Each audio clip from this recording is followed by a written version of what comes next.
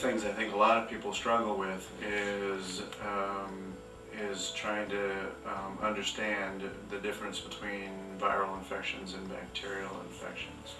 Mostly what we're talking about are colds. So when you have a cold, so runny or stuffy nose, plus or minus sore throat, plus or minus fever, that's a cold.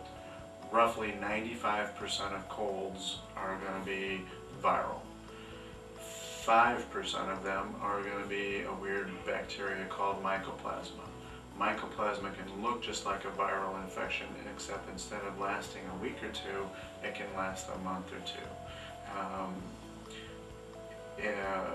Mycoplasma, if you don't treat it just like viral infections, it will go away on its own, but the medicines that we have for mycoplasma can shorten the course and lessen the severity.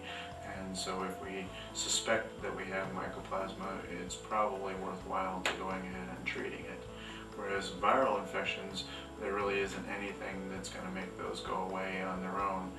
And by looking at the color of what's draining from the nose or those kind of things, it still doesn't make any ability to separate out what's viral versus what's bacterial.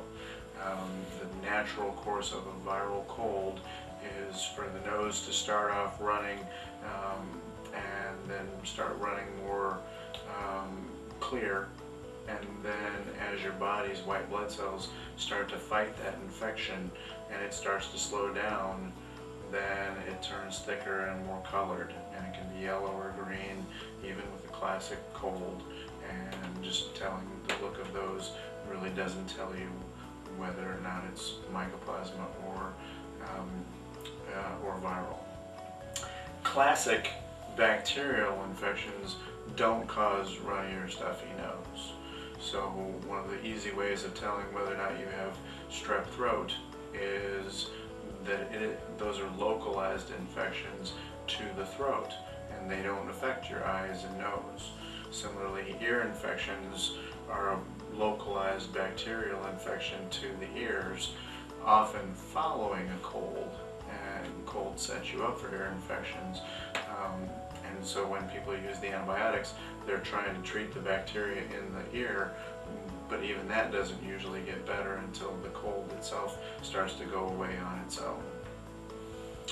As far as asthma goes, whenever you get a cold, that's going to be the most potent trigger for asthma, and there isn't a whole lot that you can do about the cold part. It's just trying to treat the asthma and keep that under control.